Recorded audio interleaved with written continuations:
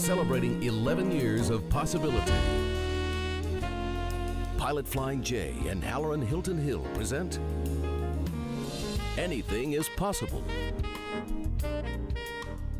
Today's guest, Angela Starke. Welcome to another edition of Anything is Possible. I'm Halloran Hilton Hill, and my guest today is Angela Starke. We have something in common. We are both preachers' kids. Yes, we are. You were probably a very good preacher's kid, and I was a bad preacher's kid. No, we are both preachers' kids. I don't. Right. There aren't classifications. We all come out the same way. Right. I wanted to start there. For me, being a preacher's kid meant being in a bubble, and that bubble had two strange effects. One, you always felt like you were being scrutinized, and you had to live up to a standard that was really impossible to live up to. But the other part of the bubble was you had a standard to live up to, and it made you better, right? Take me inside the bubble of Angela Starke growing up as a preacher's kid. Wow, well, it's almost as though as you just described it exactly.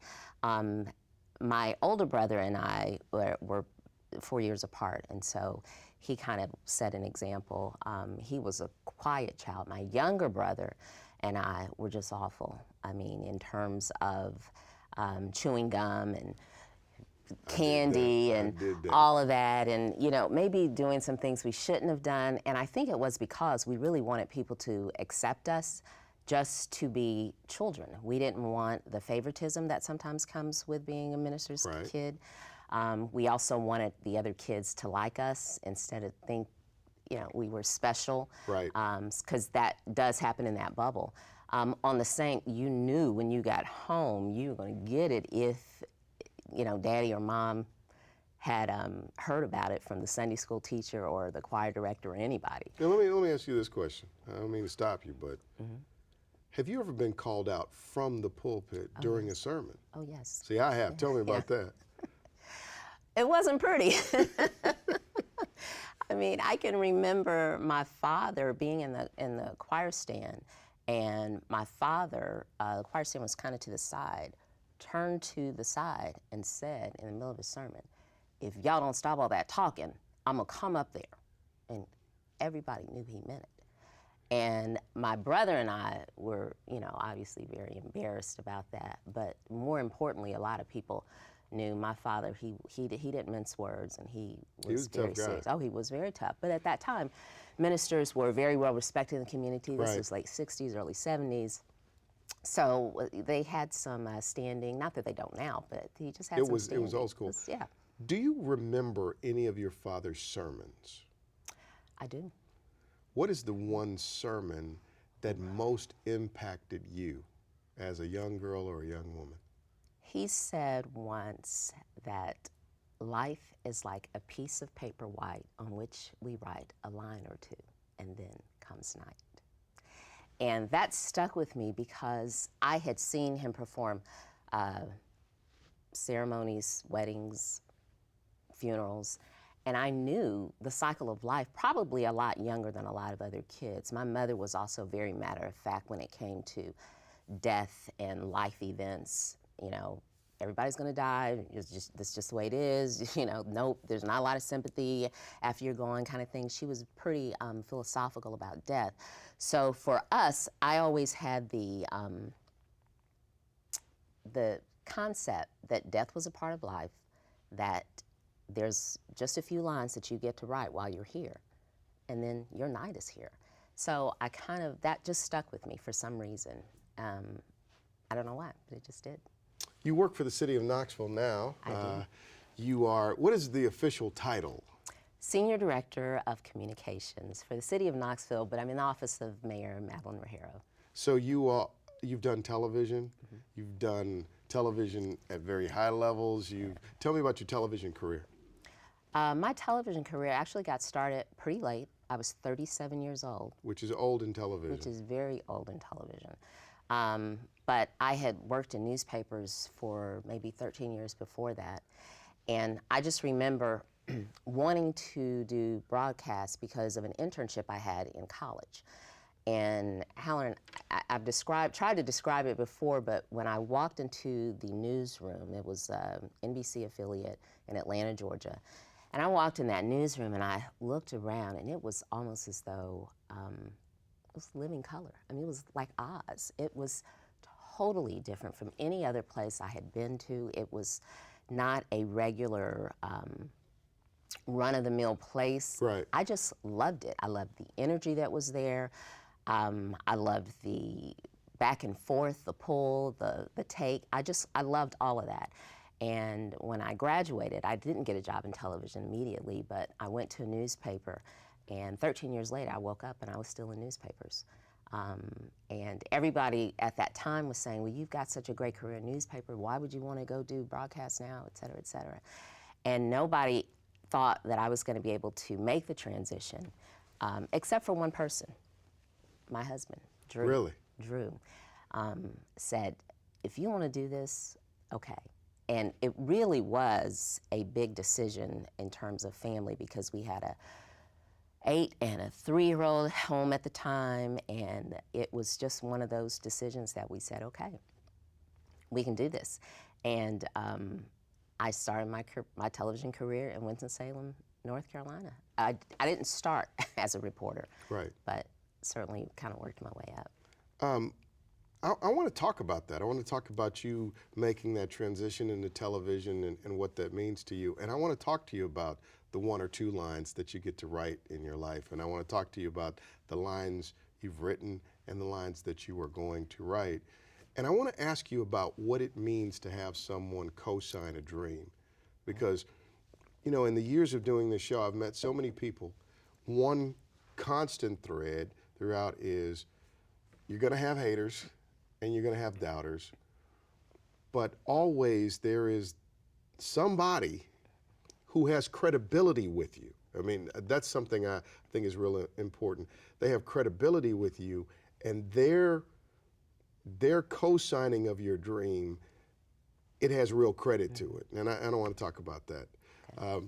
She played the piano at church. She's a preacher's kid. We've got a secret code language. This is Anything is Possible. That's Angela Starke. We'll be right back. Possibility powered by Pilot Flying J, Covenant Health, Home Federal, and the Knoxville News Sentinel. Coming up. I had always said I would never leave the industry bitter. I would never leave because someone showed me the door. I would leave on my own accord.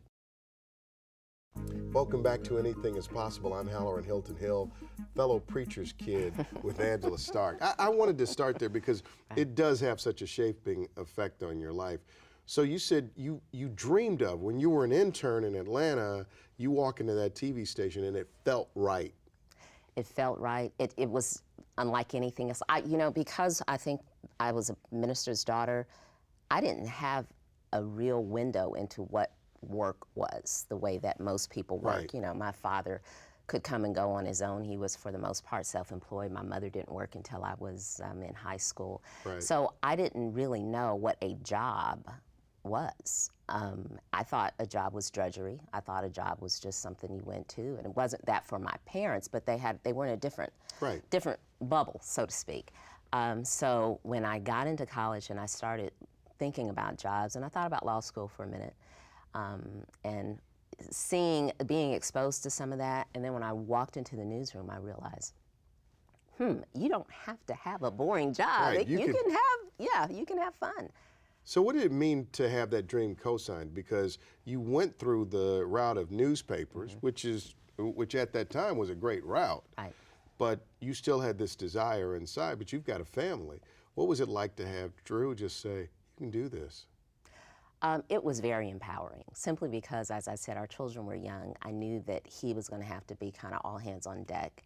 I did not think that it would be as rough as it was. I thought, okay, I had a lot of people in the newspaper industry say, well, why are you, we've got this for you next, or this could be and this was working with a Gannett company who has a family of newspapers, right. And they were just ready to say, you just tell us where you want to go and we'll get you there.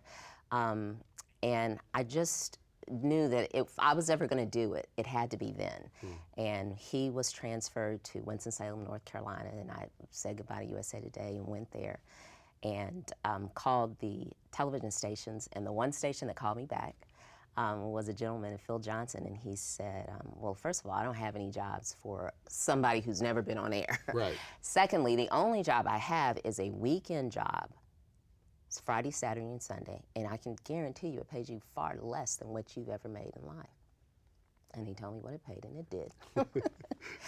But Drew was still very supportive, and it just was my biggest fan from day one. And so I took the job, and 6 months later, it was Super Bowl Sunday.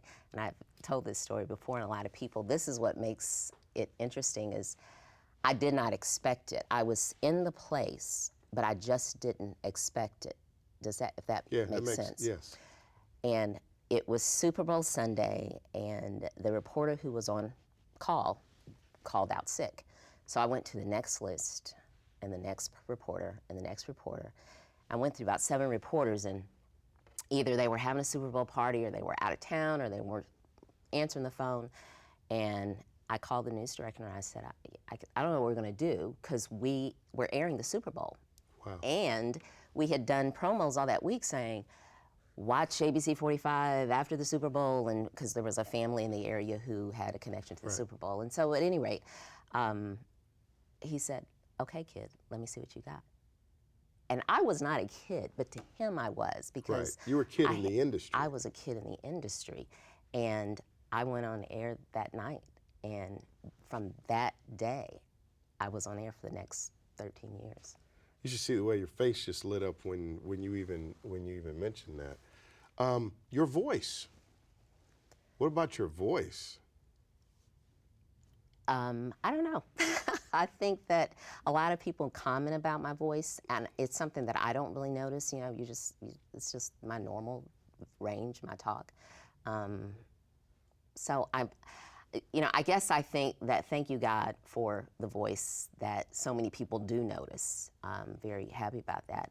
And I think because I moved and lived in so many different areas, I didn't pick up any twang. Right. And, I can turn it on now. I know how to do it because, I grew up in Texas, but I never did pick up a lot of, I didn't pick up too much South, I didn't pick up too much North. It's just, not a lot of. What's the headline on your 13 years in television? Oh my goodness. I had fun.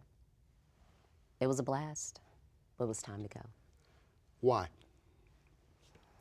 It was time to go for a number of reasons, but chiefly because in that industry, every year there is a woman over the age of 50 who is filing a lawsuit for age discrimination.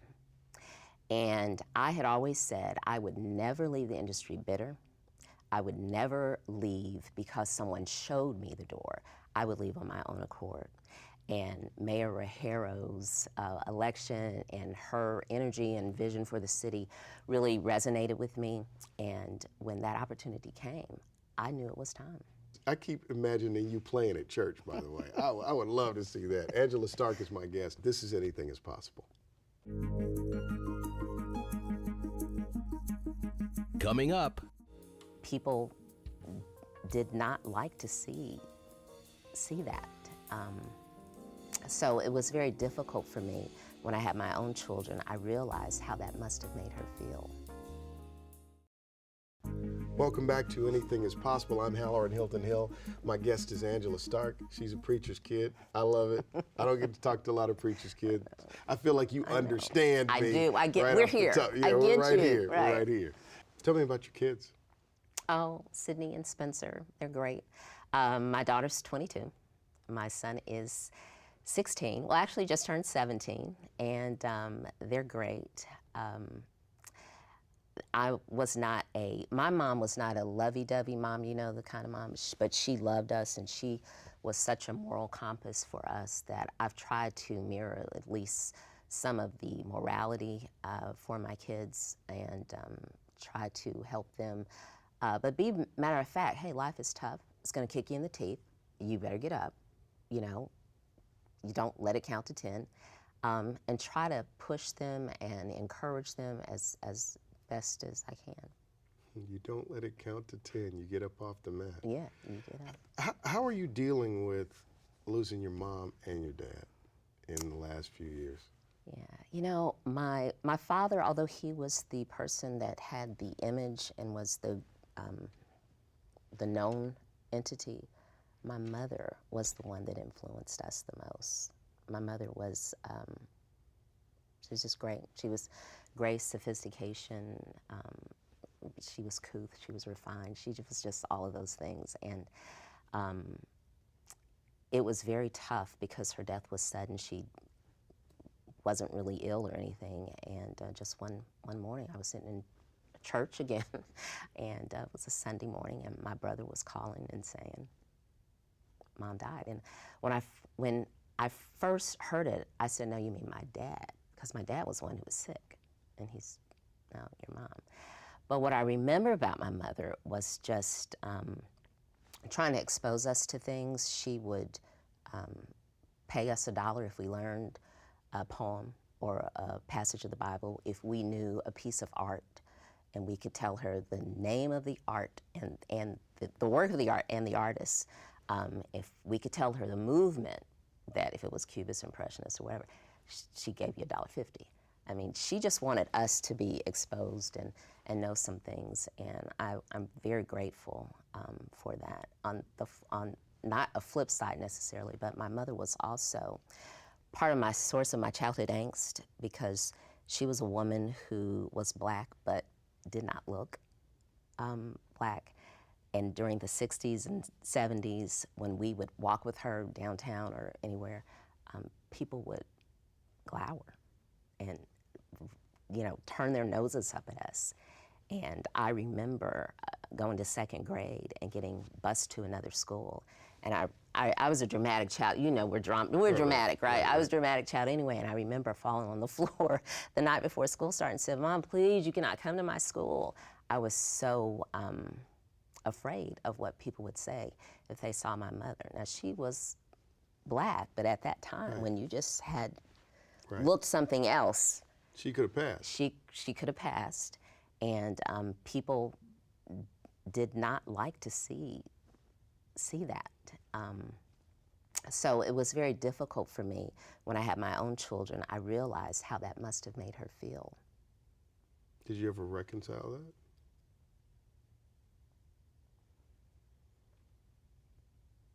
That's big. It wasn't until I had my children that I was able to reconcile that, because I didn't know. As a mother, that's how you feel. I was like, what would I feel like if my children said to me, don't come to my school, just stay away. Please, I'm going to lose all my friends.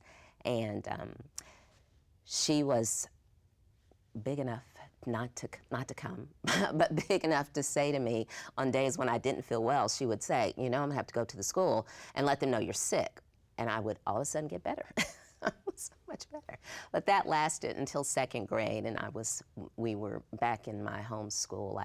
Where most people knew my mom and knew that. You know what's interesting about that is that it's less a statement about what a 2nd grader feels about their mom, and it's more of a statement about where we were as a society. Oh, yes. Helen, I can remember just department stores. Sometimes they wouldn't wait on her. And it wasn't there. because thinking, here's a white woman with these black children. 3 Black kids, you know, and yeah. That is an amazing story. So when you think about your kids and you think about the woman that you've become, I would imagine I find myself doing this from time to time. My mother was very light-skinned, and my father was very Black. And I remember having feelings like that. I've never acknowledged them until just now, right? Mm-hmm. I remember one point not wanting to look like my father.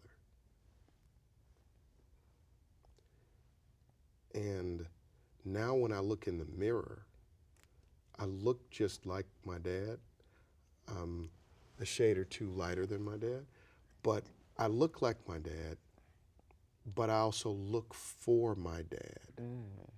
So when I look in the mirror, I look to see him.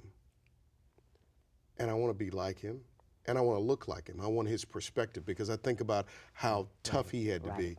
When you look in the mirror, do you look for your mom now? I do. I see my mother now, obviously a tanner, browner version. I see my mother, and I will admit the same thing that you just admitted. When I was growing up, I did not want. She had green eyes and blonde hair, and she was very, very, I didn't want to look like that, because to me that meant... Persecution. Yes, exactly. Right. And now But you now, see yes. strength. Oh my goodness, people see me now and they go, oh, you look just like your mom. Look at you, you know, you look just like, her name was Galda, you look just like Galda. So. Before you leave, I always like to ask people to just do a little bit of teaching. What an incredible story. And I didn't know we'd wind up here. I knew as preachers' kids we'd get on down the road.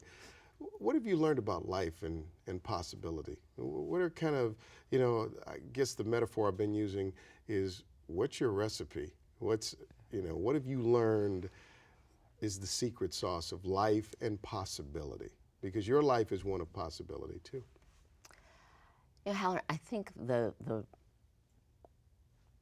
adage that I live by is, you reap what you sow. And when you give to someone encouragement and words of encouragement, and like you said, help them be a dreamer, have their dreams come true, I think that's important. And I try to do that. I have a lot of friends that I try to do that with, try to spur them on. And again, I try to avoid those bad seeds.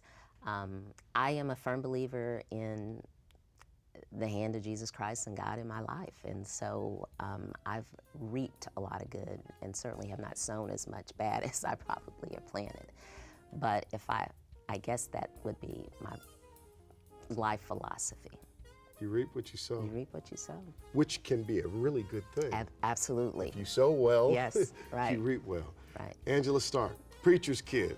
PK. PK, thanks for being on the broadcast. Thank you, Howard. We'll see you next time.